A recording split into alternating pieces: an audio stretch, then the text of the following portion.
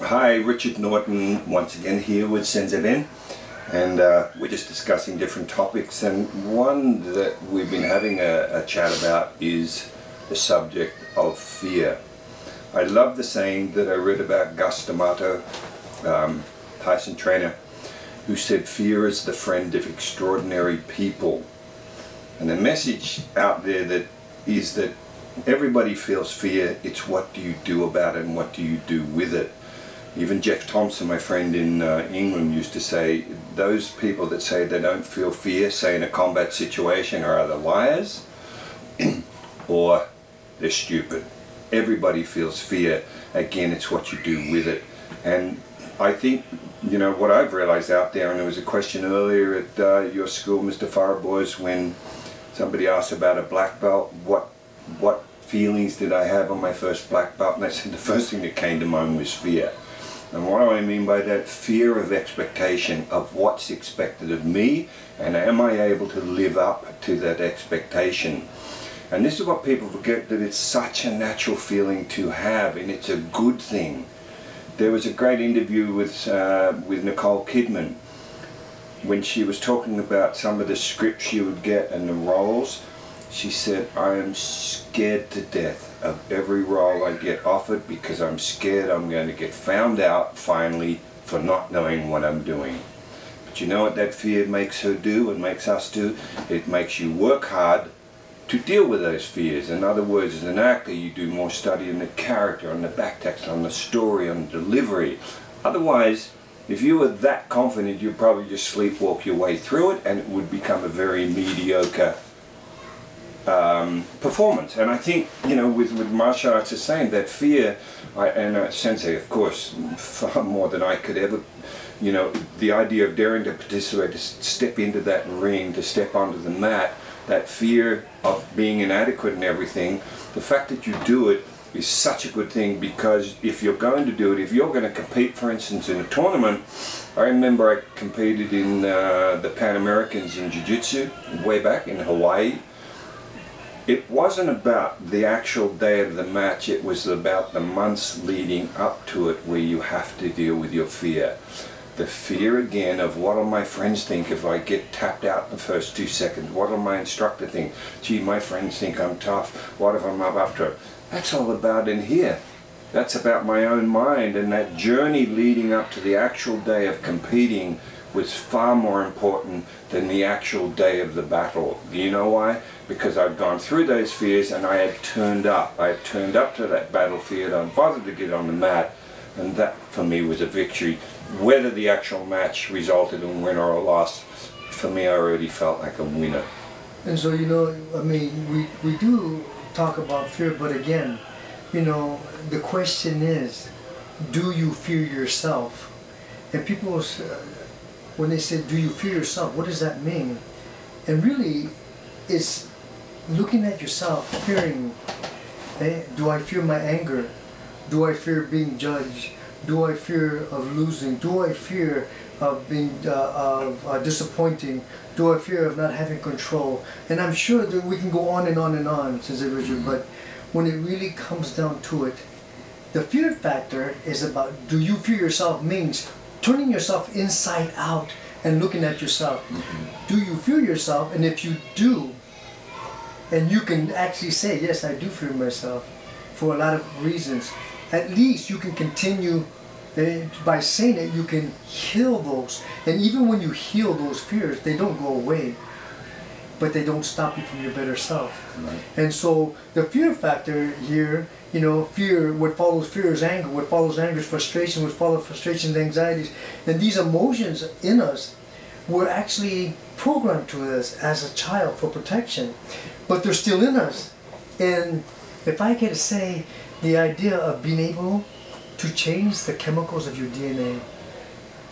The chemicals that give us fear, anger, frustration, anxieties, those chemicals, we have better chemicals in our body than any pharmacy. It just triggers them by our mind, by the emotions of what kind of experience we've had that triggers these emotions that bring it forward. That means the chemical is bringing that fear, that adrenaline rush, that that anger. And I think that it's truly about learning to turn ourselves inside out and being able to see with these emotions of fear, because again, these emotions of fear is not really, we're not afraid of being hit. We're afraid of what it would look like if I did get hit. Would I cry? Would I get angry? Would I be afraid? So there's a judgment. There's a judgment in that fear base, but it's in our head because it's been taught to us.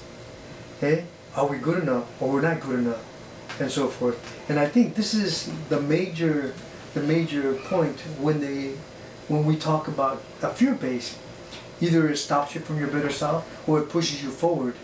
You know? Right, and for a lot of people it does stop them daring to participate. I mean, I love for those people that know present day martial artists. I read an article that GSP, George St. Pierre, wrote where he spoke exactly about that, where the expectation would be that, gee, when I get into the ring with so-and-so, am I scared of him, what he's going to do to me, is he going to hurt me?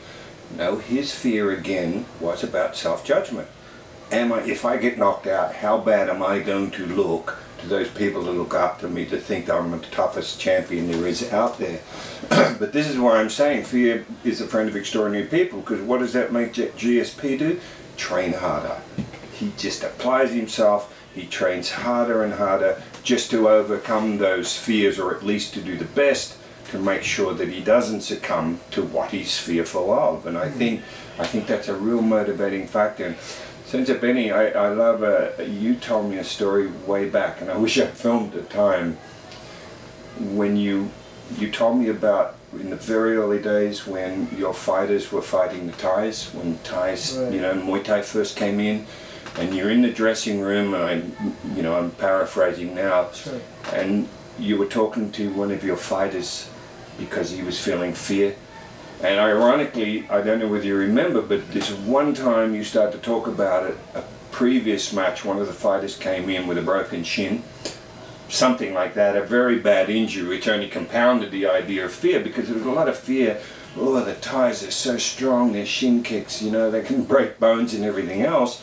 And it was a wonderful conversation where you went through, well, what are you really scared of? Do you remember that conversation? You said, what are you fearful? Are you fearful of losing, winning? And it basically got down to where you said, well, are you afraid of dying? Because if you can get to where you're not afraid of dying, what is there to be afraid of? Because again, people that are afraid of dying, Sensei Richard, is because they're afraid of living. And most people that are afraid of dying is because they're afraid of living of the expectation of others, that can I be good enough? Am I strong enough? Can I handle it? And a lot of people emotionally get stuck and they're afraid to live. This is what makes them afraid of dying. But if you're not afraid of living, then afraid of dying means I can live to the fullest today and have no regrets. My maker should come for me. I have no regrets because I lived to the fullest today. Right. I guess what I'd like to finally say when I've thought about this is, and I talked about this once before, and putting it in a martial arts context, this is also something that comes up when one bestows so much upon themselves, and we talked about credibility. Suddenly I'm Master Richard Norton, I'm a 10th degree black belt.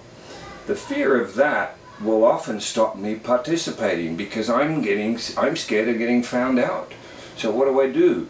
Suddenly there's a seminar, and Sensei, you're the first one to applaud an instructor that hosts you, that gets in there and does that class with you.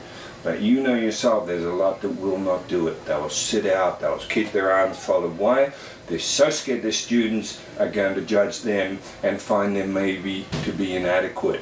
So my only message to everybody, and what I always say, is to keep your ego in check. Just always acknowledge that you too are just a student. You're just at a certain stage of your journey. You make mistakes. You're an open cup. There is a lot that you can learn. And again, just that acknowledgement that yes, I'm just a student. I don't know it all. I think that's very. There's a lot of relief that comes from that mindset. I think that what happens, I tell my students, I say, don't put me up in a pedestal, because if you do that, you're not allowing me to make mistakes. And if I can't make mistakes, how can I learn?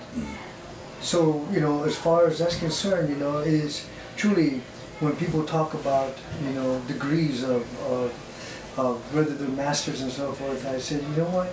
The key to this is learning how to master yourself.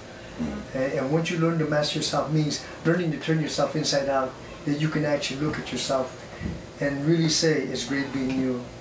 Then you know, that's power. Right.